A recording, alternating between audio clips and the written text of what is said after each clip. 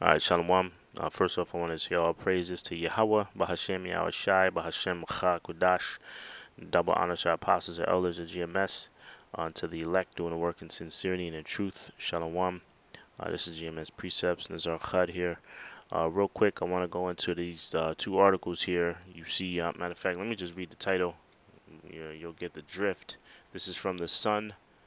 It's a UK news company or whatever, UK website. It says you see the president of Prime Minister, I believe, of China, and you see Creepy Joe here, right? And it says what? War of words. China threatens U.S. with intense nuclear shutdown as it ramps up atomic program as a vital deterrent against America. So they're getting very specific with their ramping up of their atomic program. It said it is a vital deterrent against America. It says China has threatened the United States with an intense nuclear showdown as it ramps up its atomic program. The Chinese Communist Party's mouthpiece newspaper launched a blistering attack on the West, saying China's nuclear plan was now vital to the country's strategic deterrence against America. So it's naming names. So these are the things that we got to look for when you look at scriptures, Matthew 24, when it says wars and rumors of wars. Nation shall rise up against nation, kingdom against kingdom. These are the things that we have to look for. It says President Z wants the country's military to be on par with the U.S. within the decade. The mouthpiece newspaper slammed the intensifying U.S. strategic containment of China.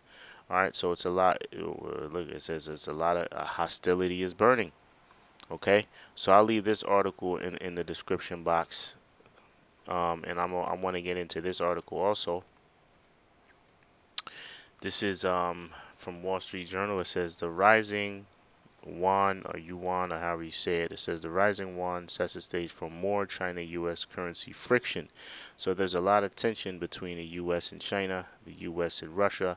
We already know China and Russia are allies. So there's a lot of tension going on in the world, and these are the things, according to the scriptures, we got to look for, right? Let me go with you know what? Let me go with Second Ezra, the ninth chapter.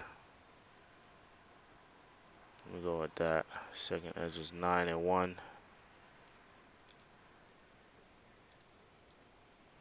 All right. It says he answered. This is Second Ezra 9:1. It says he answered me then and said, Measure thou the time diligently in itself, and when thou seest part of the signs past which I have told thee before, then shalt thou understand that it is the very same time wherein the highest will begin to visit the world which he made.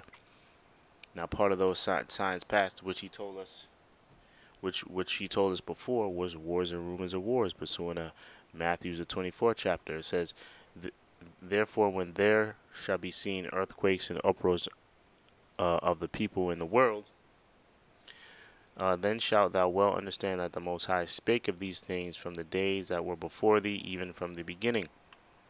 Okay? So these are part of the things that were spoken to us, that were as far as these tensions between the nations. So this article is basically, so it's saying a rising Yuan sets the stage for more China-U.S. currency friction. It says China's foreign exchange reserve haven't risen much in the past year, but there are telltale signs that the central bank may be resisting a stronger yuan. So this whole thing, and I'll leave this in the description as well. What they're doing is they're raising the requirements. I read this article and I saw a video breaking it down because the lingo is kind of difficult to understand. But basically, it's basically saying. Matter of fact, the video I saw, it was from. I'll leave that in here too. This is the Economic Ninja. He breaks it down pretty easily. It's 4 minutes long. He breaks it down pretty good. I don't want to play it because I don't know if I'm gonna get a strike, but I'll leave this as well. So basically, in this video, he explains the situation going on in China and Russia. I'm sorry, China and America. And what China's doing is they're raising the requirements for for other countries or institutions to hold their foreign currencies, like a foreign exchange type of situation. So it's going from 5% to 7%. Now, by them doing that, they're going to slow the appreciation or the growth of the yuan, and that's gonna what that's gonna do is that's gonna make the yuan weaker. It's gonna make the yuan lesser in value. Okay. Now, what that's gonna do is that's gonna make other countries want to buy more of their goods because the value of their money is cheaper. So by them doing that, that's going to create inflation. Okay. All right. So this is a currency. That's why the title said a rising yuan sets the stage for more China and U.S. currency friction.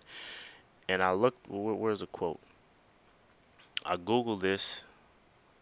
Right? Because what happens? Trade wars and currency wars, they could become a real war, because that's what usually happens. Usually, when there's a currency war, it leads to real war, because that's when you mess with another country's money, right? That's the same reason why they have certain sanctions, because they're trying to, in layman's terms, they're trying to fuck over that other country they're putting those those sanctions upon. So a currency war is basically like this. What China's doing, let's say each nation has a company or a business that sells t-shirts on a block.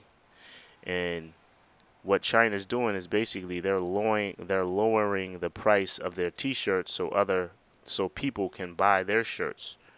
Now what that makes the other countries do is that makes the other countries have to lower their prices of the shirts to stay within competition.